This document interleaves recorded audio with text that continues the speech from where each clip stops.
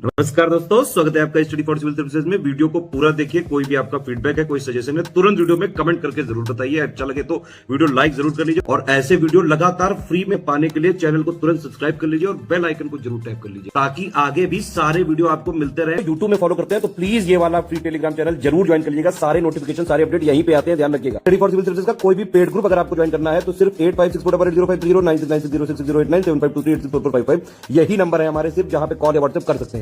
Instagram पे हमारा page जरूर फॉलो कर लीजिएगा, स्टडी फॉर सिविल .सर्विसेज है। ट्विटर पे हमको जरूर फॉलो कर लीजिएगा, @study for civils है। सारे क्वेश्चन अटेम्प्ट करिए और स्कोर अपना तुरंत कमेंट करके बताइए। इलाहाबाद हाईकोर्ट की आगामी परीक्षा के लिए हम निरंतर अभ्यास कर रहे हैं। यहाँ वीडियो सीरीज आपको दी जा रही है, लगातार प्रश्न दिए जा रहे हैं। आप यहाँ से लाभान्वित हो सकते हैं और अगर आप इन प्रश्नों का लाइव अभ्यास करना चाहते हैं तो बहुत ही मामूली शुल्क पे आप हमारे ग्रुप से जुड़ सकते हैं। यहाँ आपको बहुत सारे प्रश्नों का अभ्यास करने के लिए निरंतर अवसर मिलेगा। तो ठीक है, इसका लाभ आप चाहें तो ले सकते हैं, अदरवाइज वीडियो में आगे चलते हैं। देखिए, पहले क्वेश्चन को देखिए। पूछा जा रहा है कि निम्नलिखित में से कौन सी खाड़ी बाल्टिक सागर में स्थित नहीं है। अब इसमें आप देखकर बताएं। फिनलैंड की खाड़ी नहीं स्थित है, मतलब जो गल्फ ऑफ फिनलैंड है वो नहीं पाई जाती है, गल्फ ऑफ रीगा नहीं पाई जाती है, गल्फ ऑफ बोथेनिया नहीं पाई जाती है, या फिर लायन की खाड़ी यानी लायन बे नहीं पाई जाती है। देखकर बताइए करेक्ट आंसर क्या होगा। डी हो जाएगा, लायन की खाड़ी। इसके बाद आगे चलते हैं। प्रश्न संख्या 2 को देखिए। डेनमार्क की जो जल संधि है यानी डेनमार्क स्ट्रेट ऑफ डेनमार्क, वो किन दो देशों को अलग करती है। जल संधि का मतलब होता है पानी के दो अलग अलग स्रोतों को जोड़ने वाली। ये जल को जोड़ती है और स्थल खंडों को अलग करती है। तो किन को अलग करती है? इंग्लैंड और फ्रांस को अलग कर देती है, या फिर फ्रांस और स्पेन को अलग करती है, या फिर इटली और स्विट्जरलैंड, या इनमें से कोई भी नहीं है। तो करेक्ट आंसर इसका क्या होगा? ए वाला हो जाएगा। इंग्लैंड और फ्रांस को ये अलग करती है, तो ए वाले ऑप्शन को चुना। इसके बाद थर्ड को देखिए। कोस्ट डी आइवरी किस महाद्वीप का देश है? कॉन्टिनेंट आपको सिर्फ बताना है। तो देखिए, अफ्रीका है, ऑस्ट्रेलिया है, दक्षिण अमेरिका है, साउथ अमेरिका, या इसमें से कोई नहीं है। तो करेक्ट आंसर क्या होगा? ए हो जाएगा, Africa, coast de Ivory. Next प्रश्न संख्या 4 को देखिए। आसवान बांध किस नदी पर है? बहुत बार पूछा जा चुका क्वेश्चन है, और ऐसे प्रश्न जो रिपीट होते हैं ना बार बार अलग अलग परीक्षाओं में, वो गलत नहीं होने चाहिए, क्योंकि वो ज़्यादातर लोग सही करेंगे। तो नील नदी पर ये बना हुआ है, जाम्बेजी पर बना है, नाइजर पर बना है, या फिर इसमें से कोई भी नदी नहीं है। तो ऐसा तो हो नहीं सकता। करेक्ट आंसर क्या होगा? नील नदी हो जाएगा। ये नील नदी पर बना हुआ है और मिस्र का वरदान इसे कहा जाता है, नील नदी को। इसके बाद प्रश्न संख्या 5 को देखिए। अमेजन किस महासागर में गिरती है? सावधानी से इसका उत्तर दीजिएगा। ये उत्तरी अटलांटिक में गिरती है कि दक्षिणी अटलांटिक में गिरती है? बाकी जो प्रशांत और हिंद का ऑप्शन है वो तो बेकार है। करेक्ट आंसर क्या होगा? उत्तरी अटलांटिक में गिरती है। ध्यान दीजिएगा, ये उत्तरी अटलांटिक में गिरती है और इसीलिए इसका जो करेक्ट आंसर है वो इसमें ए वाला हो जाएगा। इसके बाद आगे बढ़ते हैं। प्रश्न संख्या 6। ब्राजील और पराग्वे की सीमा पर कोई नदी बहती है। अब ये नदी कौन सी है आप बताइए? पराग्वे है, टेनेसी है, उरुग्वे है, या इसमें से कोई नहीं है? करेक्ट आंसर क्या होगा? ये पराग्वे नदी है। पराग्वे के नाम से आप पराग्वे को याद रखिएगा। इसके बाद 7वें क्वेश्चन को देखिए।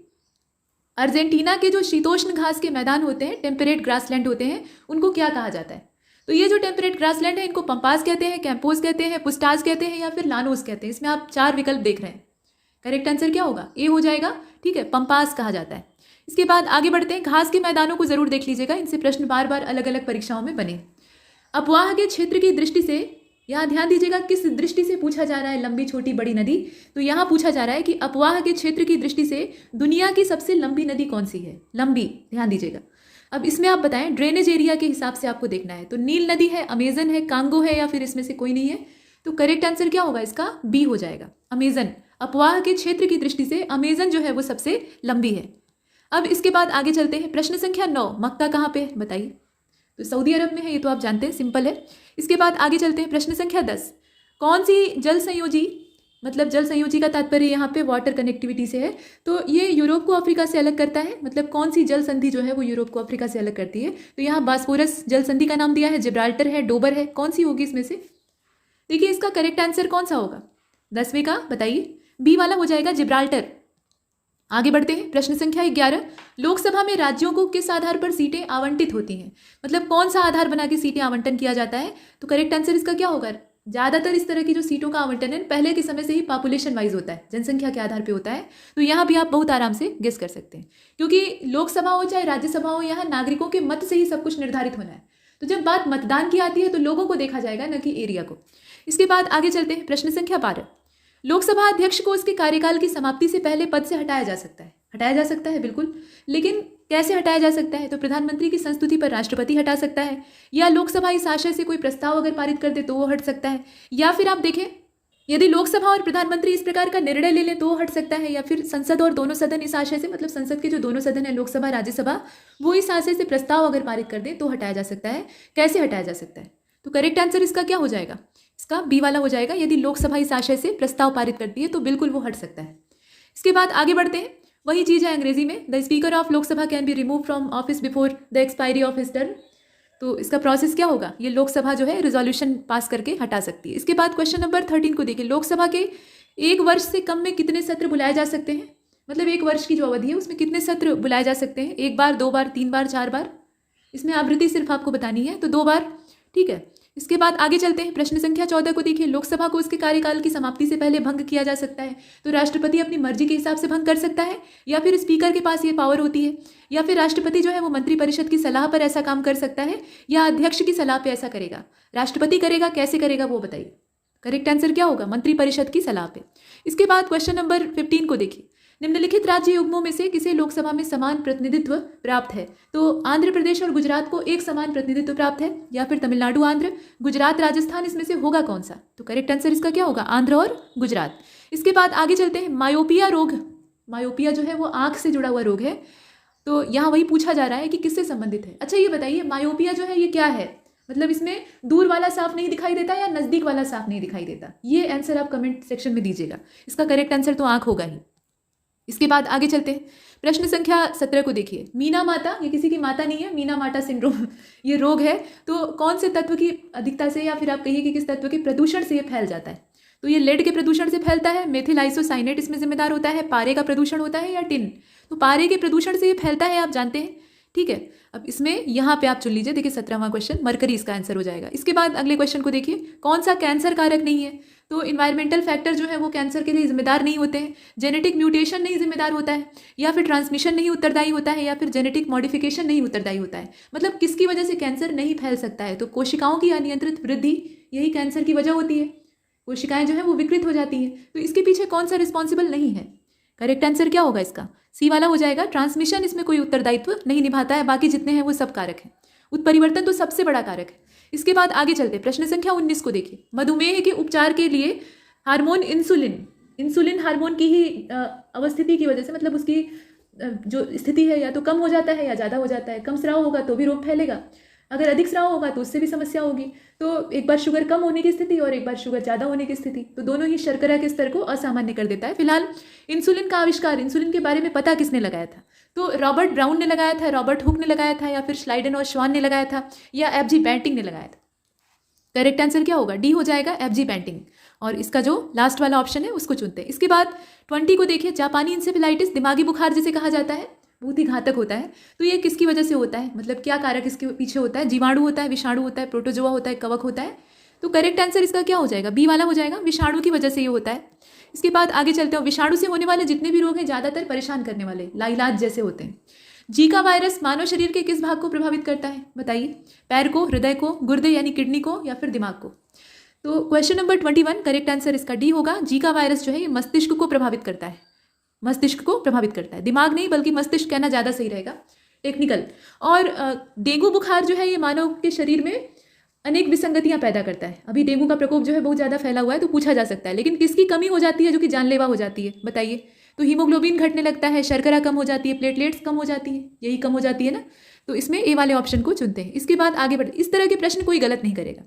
क्वेश्चन नंबर 23 को देखिए, प्रतिवर्ती क्रिया, आपने बायो की क्लास ली होगी तो पढ़ा होगा। ये इसका नियंत्रण केंद्र कहाँ पे होता है?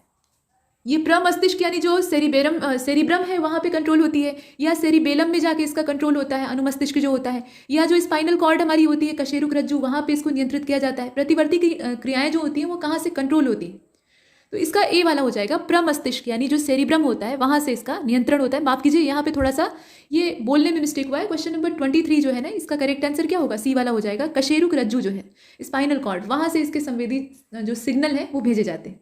बाकी आप जानते हैं कि तंत्रिका कोशिका यानी जो न्यूरॉन होते हैं वो जितने भी संदेश मस्तिष्क में प्रसारित होते हैं उनके पीछे एक मुख्य नेटवर्क का काम करते हैं। और जितनी भी प्रतिवर्ती क्रियाएं होती हैं यानी जितने भी रिफ्लेक्स एक्शन होते हैं वो यहाँ नियंत्रित होते हैं स्पाइनल कॉर्ड के द्वारा। इसके बाद आगे चलते हैं, प्रश्न संख्या अगले को देखिए, यानी 24वां, सुहरावर्दी सिलसिले का प्रवर्तक कौन था? तो मोइनुद्दीन चिश्ती थे, या फिर बहाउद्दीन जकारिया थे, या फिर महदी, या फिर सत्तारी? तो सोहरावर्दी सिलसिला, करेक्ट आंसर इसका क्या होगा, बी वाला हो जाएगा, बहाउद्दीन जकारिया। ठीक है, 24 का जो करेक्ट आंसर है वो इसमें बी हो जाएगा। इसके बाद आगे चलते हैं 25 को देखिए। कृष्णदेव राय के दरबार में पुर्तगाल से कौन सा यात्री आया था, बारबोसा आया था, निकोलो कॉन्टी आया था, मार्को पोलो आया था, या अब्दुल रजाक आया था। करेक्ट आंसर क्या होगा इसका, ए वाला हो जाएगा, बारबोसा। इसके बाद आगे चलते हैं। यहाँ देखिए, जो विजयनगर साम्राज्य में अलग अलग शासकों के समय में आने वाले विदेशी यात्री है ना, तो सबका आपको टर्म पता होना चाहिए, कौन सा किस रूलर के समय में आया था। देवराय प्रथम के दरबार में निकोलो डी कांटी आया था, तो ये पूछा जा सकता है देवराय प्रथम के दरबार में कौन सा आया था। तो नाम आपने देखा निकोलो डी कांटी, ये किस देश का था आप बताइए, इटली का था, मोरक्को का था, पुर्तगाली था, कहाँ का था ये। करेक्ट आंसर क्या होगा, इटालियन था ये। इसके बाद आगे बढ़ते हैं 27 को देखिए। विदेशी यात्री कौन सा ऐसा था जो कि शाहजहां के शासनकाल में भारत नहीं आया था। जो आए थे वो नहीं चुनना है आपको, जो नहीं आया था वो चुनना है। तो जॉन लायट नहीं आया था, जॉन फ्रियर नहीं आया था, पीटर मुंडी नहीं आया था, या एडवर्ड टेरी नहीं आया था। इन सभी का नाम आपने सुना होगा।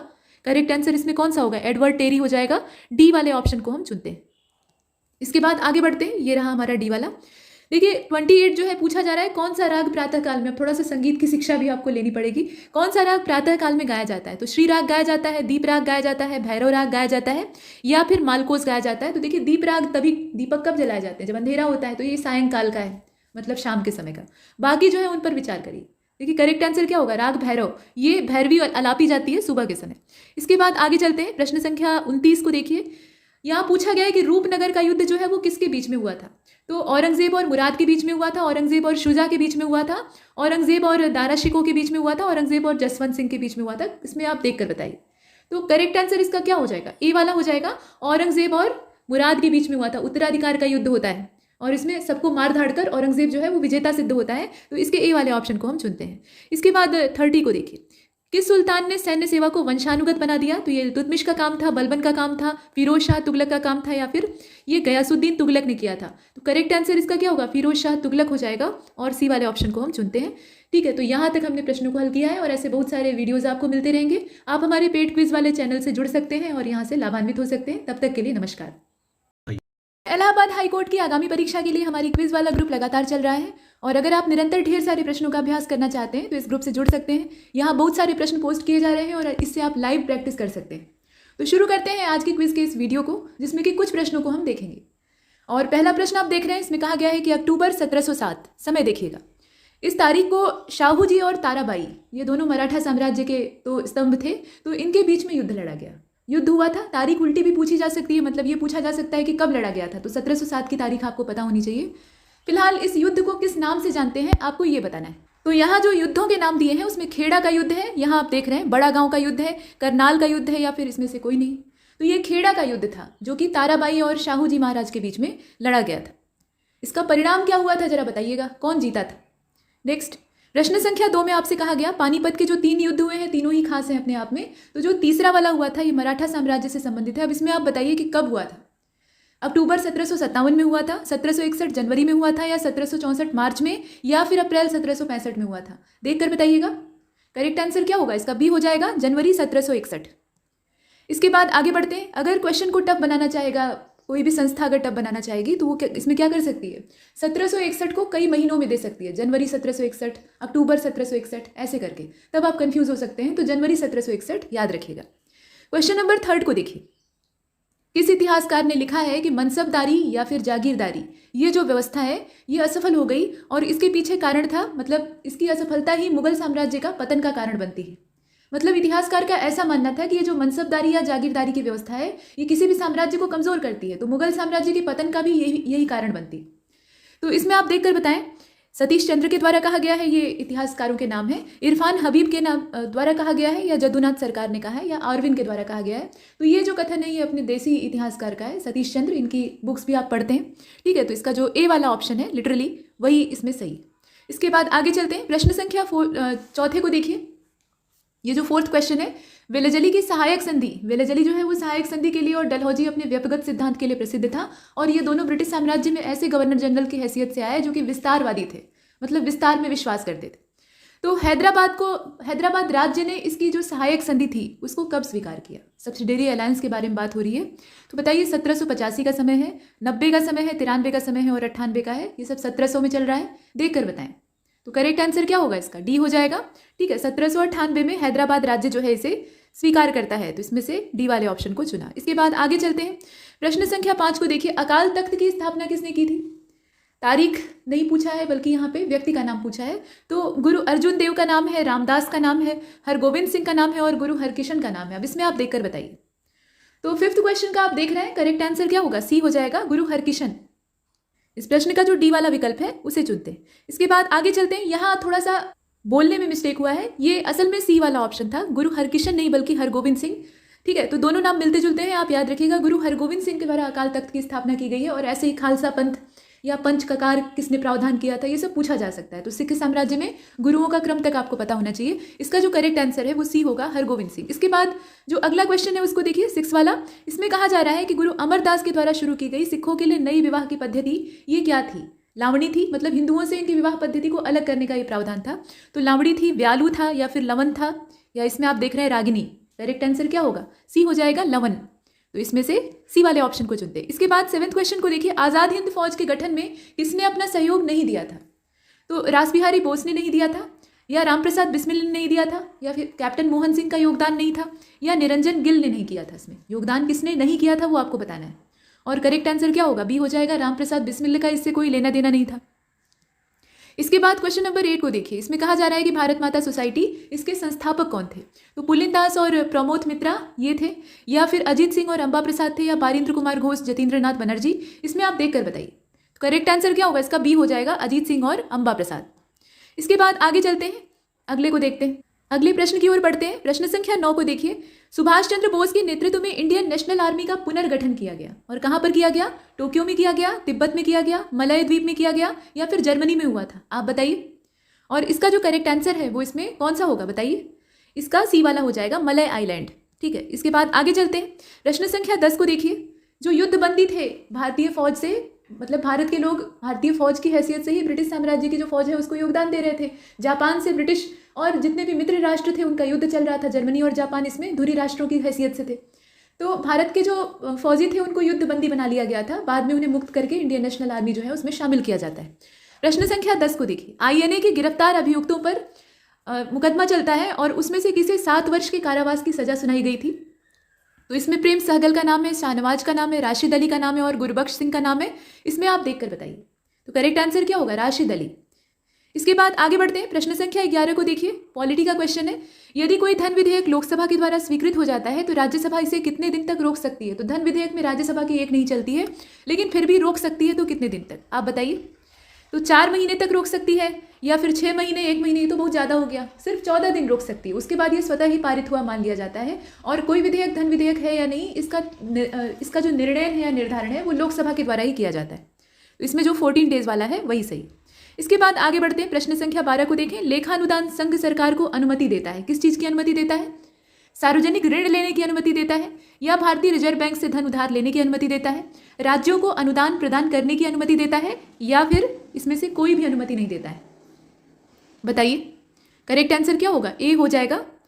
यहाँ आप देख रहे हैं ये 12वां क्वेश्चन है ना, तो 12वें क्वेश्चन का बताइए। लेखानुदान जो है वो संघ सरकार को अनुमति देता है। किस चीज़ की देता है? करेक्ट आंसर क्या होगा? इसका डी हो जाएगा। इसमें से किसी भी प्रकार की जो अनुमति है वो लेखानुदान संघ सरकार को नहीं देता है। और क्यों नहीं देता है वो आप देख लीजिए। देखिए, निश्चित अवधि के लिए भारत की संचित निधि से धन निकालने की अनुमति इससे प्राप्त होती है। इसमें से कोई भी विकल्प जो है वो सही नहीं था। प्रश्न संख्या 13 को देखिए। 13वें क्वेश्चन में कहा जा रहा है कि उच्च न्यायालय का न्यायाधीश अपना त्यागपत्र संबोधित करता है, मतलब किसको देता है वो बताना है आपको। तो भारत के राष्ट्रपति को देता है, या फिर चीफ जस्टिस ऑफ इंडिया को देता है, या chief justice of high court को देता है जो कि स्टेट वाइज होते हैं, या फिर राज्यपाल को देता है? किसको देता है? तो करेक्ट आंसर इसका क्या होगा? ए वाला हो जाएगा, भारत के राष्ट्रपति को देता है। इसके बाद आगे बढ़ते हैं। प्रश्न संख्या 14 को देखिए, भारत के किस अनुच्छेद के अंतर्गत न्यायालयों द्वारा संसद की कार्यवाहियों पर जांच करना, मतलब जितनी भी संसद की कार्यवाहियां होती हैं उनकी जांच करना प्रतिबंधित किया गया है? तो ये 127 नंबर का आर्टिकल है। कौन सा है? इसमें नंबर आप देख रहे हैं, 122 है, 126 है, 139 है। और इसका जो राइट आंसर है वो इसमें कौन सा होगा? बी वाला हो जाएगा, 122। Next question number 15। इसमें कहा गया कि भारत के संविधान के कौन से आर्टिकल के द्वारा प्रेसिडेंट को उच्च न्यायालय का कार्यकारी मुख्य न्यायाधीश नियुक्त करने की ताकत दी गई है? ये कौन सा अनुच्छेद है आप बताइए? ये 223वां है, 224वां है, 224A है, या 225 है? इसमें से आप देखकर बताइए। तो ये असल में कौन सा आर्टिकल है? Article number 223, 223। आगे बढ़ते हैं।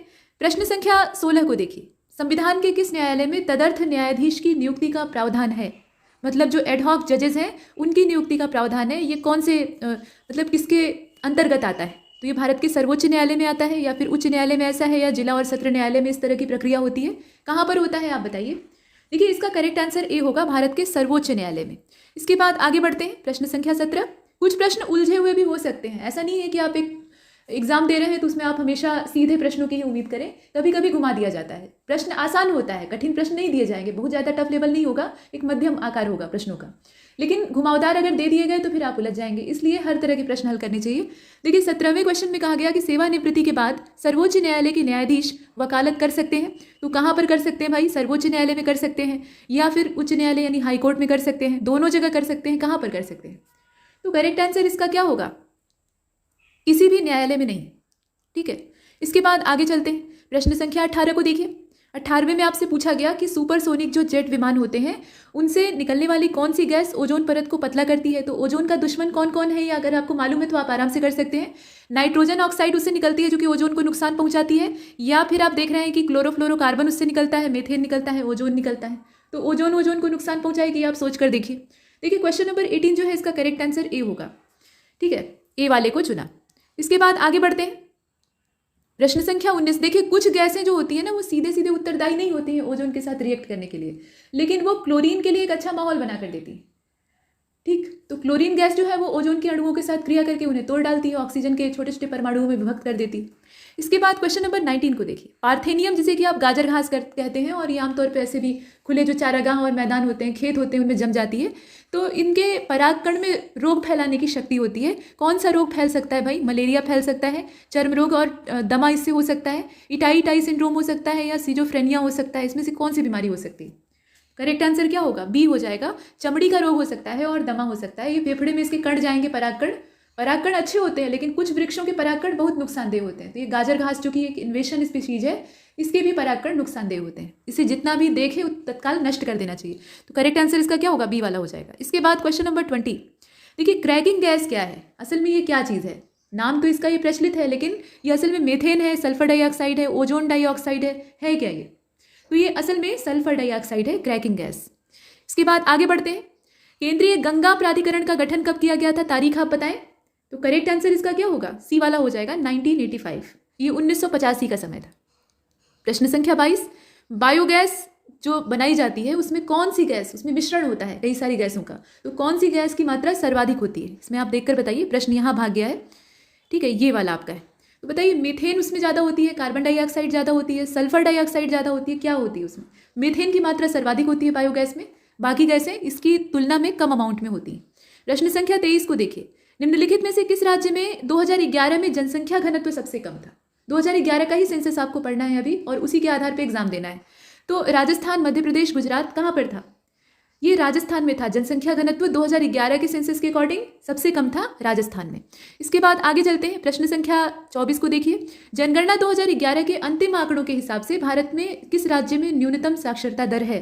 तो अरुणाचल, बिहार, राजस्थान और एक और विकल्प इसमें दिया हुआ है झारखंड। तो आप बताइए। ये तो सिंपल है, आप आराम से कर सकते हैं। बिहार की स्थिति काफ़ी गड़बड़ थी इस मामले में, अब उल्लेखनीय सुधार इस बार हुआ है, लेकिन कितना हुआ है ये देखने लायक है। इसके बाद प्रश्न संख्या 25 को देखिए। जनगणना 2011 के ही अकॉर्डिंग सर्वाधिक लिंगानुपात वाला जिला भारत में कौन सा है? ये अल्मोड़ा है उत्तराखंड का, या अकोला है महाराष्ट्र का? जिलेवार दिया है, ध्यान दीजिएगा। इडुक्की है केरल का, या फिर माहे है जो कि पुडुचेरी का जिला है? बताइए। 25 करेक्ट आंसर क्या होगा? डी हो जाएगा, ये माहे है जो कि पुडुचेरी में। इसके बाद आगे बढ़ते हैं, यहाँ आपने देखा क्वेश्चन नंबर 26 को देखिए। सेंसस 2011 के अकॉर्डिंग निम्नलिखित में से उत्तर प्रदेश के किस जिले में सबसे कम महिला साक्षरता है? अब इसमें आप यूपी के रिस्पेक्ट में देखिएगा तो बलिया में सबसे कम महिला साक्षरता थी, या फिर देवरिया में, या फिर गोरखपुर में, या फिर रामपुर में? बताइए। तो देखिए इसका करेक्ट आंसर रामपुर हो जाएगा। जितने जिले दिए हैं उसमें से सबसे कम साक्षरता कहाँ पे थी? रामपुर में। इसके बाद आगे चलते हैं, प्रश्न संख्या 27 को देखिए। विसुवियस ज्वालामुखी किस देश में है? तो माउंट विसुवियस एक सुसुप्त ज्वालामुखी का उदाहरण है, सोया हुआ है। और ये है कहाँ पे? जब जगेगा तो बहुत विनाश पैदा करेगा, और जब जगा था तो इसने विनाश किया भी था। जर्मनी में है, इटली में है, तंजानिया में। तो ये तो आप जानते हैं ये इटालियन ज्वालामुखी है, और इसका जो करेक्ट आंसर है वो इसमें बी हो जाएगा। इसके बाद आगे चलते हैं, इस पर बहुत सारी फिल्में भी बन चुकी हैं, मजेदार। विश्व की सर्वाधिक लंबी पर्वत श्रृंखला, ऊंचा नहीं पूछ रहा है, लंबा पूछ रहा है। तो सबसे लंबी पर्वत श्रृंखला कौन सी है? हिमालय है, इंडीज है, रॉकीज है, आल्पस है, दुनिया भर का दिया हुआ है। करेक्ट आंसर इसका क्या होगा? इंडीज हो जाएगा। ठीक है, बी वाला ऑप्शन हम चुन लेते हैं। आगे बढ़ते हैं। ऊंचा पूछता तो हिमालय आ जाता। प्रश्न संख्या 29 को देखिए, टेरा रोजा का जो प्रारूपिक विकास है वो किस भूभाग पर होता है? मतलब ऐसे भूभाग की अवस्थिति आपको बतानी है जहाँ पे एक खास पदार्थ ज़्यादा मात्रा में पाया जाता है। तो टेरा रोजा कहाँ पाई जाएगी? जहाँ चूना पत्थर ज़्यादा होगा, साइनाइट ज़्यादा होगा, ग्रेनाइट ज़्यादा होगा, या फिर बलुआ पत्थर ज़्यादा होगा? देखकर बताइए। तो 29 का करेक्ट आंसर होगा इसमें से ए वाला, जहाँ पे चूना पत्थर की तादाद ज़्यादा होगी। ए वाले को चुना। इसके बाद क्वेश्चन नंबर 30 और लास्ट क्वेश्चन इस क्विज का। यहाँ आप देख रहे हैं अंधी घाटियाँ पाई जाती हैं। अंधी घाटियाँ कहाँ पे पाई जाती हैं? ये ब्लाइंड वैलीज शुष्क प्रदेशों में पाई जाती हैं, ड्राईलैंड जहाँ होते हैं, टुंड्रा में पाई जाती हैं, कार्स्ट में पाई जाती हैं, या फिर हिमानीकृत होती हैं? देखिए करेक्ट आंसर इसका क्या होगा? कार्स्ट हो जाएगा, और इसे हम चुनते हैं। तो यहाँ तक हमने इस क्विज को कंप्लीट किया है, और ऐसे बहुत सारे प्रश्नों का आपको वीडियो मिलता रहेगा। लेकिन अगर आप इन प्रश्नों को खुद से हल करना चाहते हैं और एक अच्छी प्रैक्टिस करना चाहते हैं तो आप हमारे ग्रुप से जुड़ सकते हैं। तब तक के लिए नमस्कार। कोर्ट की आगामी परीक्षा के लिए हमारी क्विज लगातार चल रही है। क्विज के वीडियोस आप देख रहे हैं, और ये क्विज जो है ये लाइव भी चल रही है। अगर आप लाइव होना चाहते हैं, यहाँ पे अपने से प्रश्नों को हल करके अपनी गलतियां देखना चाहते हैं, तो आप बिल्कुल इस ग्रुप से जुड़ सकते हैं। यहाँ पे निरंतर ढेर सारे प्रश्नों का अभ्यास कराया जा रहा है। तो शुरू करते हैं आज के इस वीडियो को। पहला क्वेश्चन देखिए, पूछा जा रहा है कौन सा नॉट करेक्टली मैच है। इस तरह के लिस्ट मैचिंग वाले क्वेश्चन बहुत ही ज़्यादा मात्रा में पूछे जाते हैं। तो डेट्रॉयट जो है ये ऑटोमोबाइल सेक्टर के लिए फेमस है, और मैग्नेटोगोर्स्क ये जो है ये लोहा इस्पात के लिए जाना जाता है। जोहान्सबर्ग को जाना जाता है सोने के उत्खनन के लिए, और बर्मिंघम को जाना जाता है जलपोत के निर्माण के लिए, यानी वहाँ पे शिप बिल्डिंग का काम होता है। तो इसमें आप बताएं गलत कौन सा है? तो गलत इसका डी वाला है। ये जो बर्मिंघम दे रखा है ना, ये इसका डी वाला, इसमें जो जलपोत निर्माण से इसको जोड़ दिया है वही वाला इसमें रॉन्ग ऑप्शन है। इसके बाद आगे बढ़ते हैं। प्रश्न संख्या 2 को देखिए, निम्नलिखित में से कौन संसार की सबसे बड़ी पोतवाहक नहर है, यानी वहाँ से जो जहाज है वो लाए और ले जाए जा सकते हैं। तो ये कोल नहर है, पनामा है, सू है कि स्वेज है? ये स्वेज हो जाएगा ना। तो ठीक है, इसका डी वाला ऑप्शन चुन लिया। इसके बाद आगे बढ़ते हैं। क्वेश्चन नंबर 3 को देखिए, कौन सा देश तंबाकू उत्पादन में दुनिया में पहले स्थान पे है? देखिए इसका करेक्ट आंसर ए होगा, चाइना। इसके बाद नेक्स्ट 4th क्वेश्चन को देखिए, इसमें पूछा गया है किस देश में बकरियों की संख्या सबसे ज़्यादा है। ये मवेशी का भी पूछा जा सकता है। अपने देश में तो आप पशुधन गणना देख लेंगे, लेकिन दुनिया का भी डाटा आपको पता होना चाहिए। तो भारत में सबसे ज़्यादा है, कांगो में ज़्यादा है, इजराइल में ज़्यादा है, पाकिस्तान में ज़्यादा है, भारत में सबसे ज़्यादा है। इन देशों की तुलना में अगर देखा जाए तो भारत में बकरियों की संख्या सबसे ज़्यादा है। ए वाले ऑप्शन को चुना। नेक्स्ट 5th क्वेश्चन में पूछा गया है कि which industry is considered the most fundamental to modern civilisation. कौन सी इसमें सबसे ज़्यादा फंडामेंटल यानी मूलभूत मानी जाती है? तो केमिकल्स की जो इंडस्ट्री है, यानी केमिकल इंडस्ट्री, या फिर आयरन और स्टील, या फिर क्लोथेस यानी वस्त्र उद्योग, या फिर पेट्रो रसायन? देखकर बताइएगा करेक्ट आंसर क्या होगा। लोहा इस्पात सबसे बेसिक होती है। इसके बाद 6th क्वेश्चन को देखिए, निम्नलिखित देशों में से किस एक के पास पेट्रोलियम का सबसे बड़ा प्रामाणिक भंडार है? प्रामाणिक भंडार, ठीक है। तो वेनेजुला के पास है, इराक के पास है, ईरान के पास है किसके पास? करेक्ट आंसर क्या होगा? ए हो जाएगा, वेनेजुला के पास है। यहाँ प्रामाणिक भंडार यानी जो ऑथेंटिक रिजर्व है उसकी बात हो रही है। इसके बाद 7th क्वेश्चन को देखिए, कौन सी मिट्टी जो है, मिट्टी का कौन सा प्रकार ये चाय बागानों के लिए अच्छा माना जाता है? मतलब चाय उसमें अच्छी पैदा होगी तो ये अम्लीय मृदा होनी चाहिए, क्षारीय होनी चाहिए, जलोढ़ होनी चाहिए, रेगुड़ होनी चाहिए। कैसी होनी चाहिए? तो अम्लीय मृदा जो होती है आमतौर पर ज़्यादा फसलों के लिए अच्छी नहीं होती है, लेकिन एक हल्की मात्रा अगर इसकी उपलब्ध हो तो जो चाय बागान है वो अच्छे तरीके से इसमें ग्रो कर सकते हैं। तो करेक्ट आंसर इसका कौन सा होगा? 7th वाले का ए वाला हो जाएगा, एसिडिक। इसके बाद आगे चलते हैं। प्रश्न संख्या 8 को देखिए, भारत में संघीय प्रणाली को किस देश के संविधान से लिया गया है? देखिए अगर क्षारीय मृदा होगी ना, तो क्षारीय मृदा में समस्या ये होगी कि फिर पत्तियां जो चाय की हैं वो विकसित नहीं हो पाएंगी, छोटी छोटी रह जाएंगी, और फिर पत्तियां जब विकसित नहीं होंगी तो उत्पादन ठप हो जाएगा। तो इसका अम्लीय ही होता है। इसके बाद आगे बढ़ते हैं, और यहाँ पे हम कुछ ज़्यादा ही आगे बढ़ गए। हमने 7th क्वेश्चन को हल किया था। देखिए 8वें नंबर के क्वेश्चन को देखिए, कहा गया कि भारत में संघीय प्रणाली को किस देश के संविधान से लिया गया है? संघीय प्रणाली, करेक्ट आंसर बताइए। देखिए इसमें कनाडा है, उसके अलावा यूएसए है, जापान है, फ्रांस है। ज़्यादा नीचे जाने की आवश्यकता ही नहीं है, कनाडा से लिया गया है ना। जो संघीय प्रणाली है उसको हमने कनाडा से बोरो किया है। इसके बाद आगे बढ़ते हैं और आगे बढ़ते रहिए। देखिए अंडमान और निकोबार द्वीप पर निम्नलिखित उच्च न्यायालयों में से किस एक का क्षेत्राधिकार है? देखिए जो हाई कोर्ट होते हैं ना वो एक से अधिक प्रदेशों में अपना दायित्व निभाते हैं। तो अंडमान निकोबार को कौन अधिशासित करता है? आंध्र प्रदेश का high court, Calcutta high court, Madras, कौन सा करता है? करेक्ट आंसर क्या होगा? कलकत्ता हाई कोर्ट जो है वो इसे कंट्रोल करता है। तो ये आपको मालूम होना चाहिए। इसके बाद 10th क्वेश्चन को देखिए, उच्च न्यायालय के न्यायाधीशों के वेतन और भत्ते दिए जाते हैं, कहाँ से दिए जाते हैं? कौन सा ऐसा कोष है? तो भारत की जो समेकित निधि है यानी कॉन्सोलिडेटेड फंड ऑफ इंडिया से दिए जाते हैं, या फिर कॉन्सोलिडेटेड फंड ऑफ स्टेट से दिए जाते हैं। यहाँ बात उच्च न्यायालय की हो रही है, उच्चतम न्यायालय की नहीं। और कॉन्टिजेंसी फंड जो इंडिया का है वहाँ से दिए जाते हैं, या फिर स्टेट का जो ऐसा फंड है आकस्मिक वाला, जहाँ से अकस्मात कोई पेमेंट करना है तो किया जाता है। तो जो राज्य के पास ऐसा कोष है वहाँ से इन्हें पे किया जाता है। आप देख कर बताएं। देखिए, राज्य की जो समेकित निधि होती है वहाँ से इन्हें वेतन भत्ता दिया जाता है। यहाँ बात हो रही है हाई कोर्ट के जजेस की। इसके बाद आगे बढ़ते हैं 11वें को देखिए। उच्च न्यायालय का जो न्यायमूर्ति होता है यानी चीफ जस्टिस होता है, उसके रिटायरमेंट की एज क्या होती है? 65 होती है, 60 होती है, 62 होती है, 58 होती है? इसमें आप देखकर बताएं। क्योंकि आप एक कोर्ट का ही एग्जाम दे रहे हैं तो इसमें आपको न्यायालय से संबंधित जानकारी अच्छे से होनी चाहिए, पूछा जा सकता है। भले ही आपको वो काम न सौंपा जाए फैसला देने का, लेकिन फिर भी आप उस विभाग से संबंधित परीक्षा दे रहे हैं तो आपको मालूम होना चाहिए।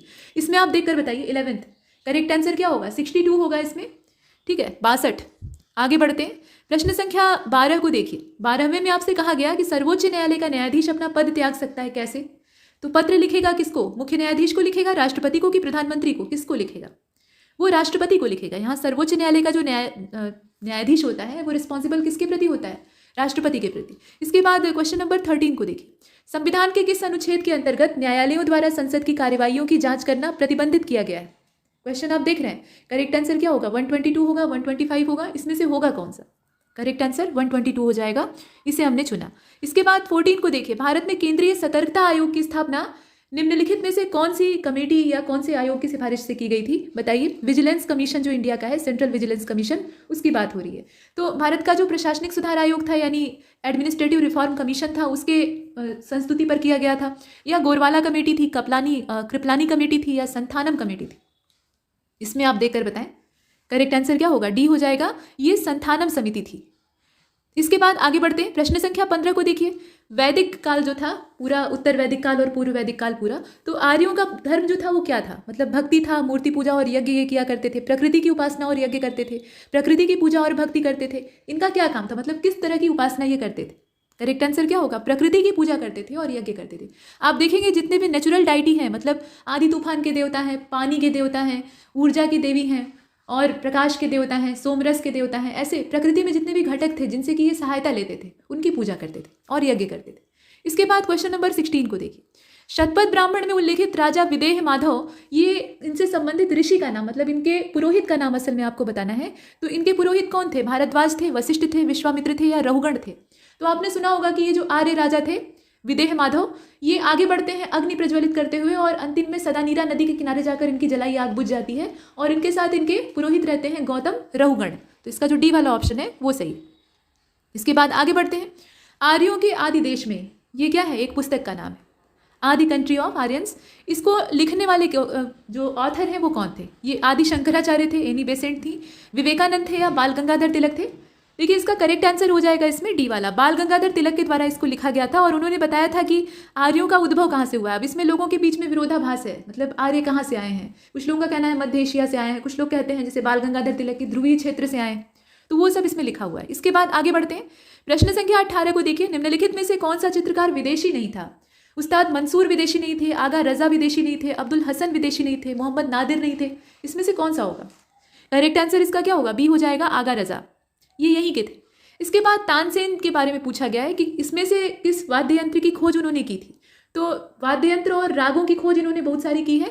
रुद्रवीणा की खोज इन्होंने की थी और मियाँ की टोडी की थी, या इसमें से कोई नहीं, या दोनों? कौन सा होगा? करेक्ट आंसर कौन सा होगा? सी वाला हो जाएगा, दोनों।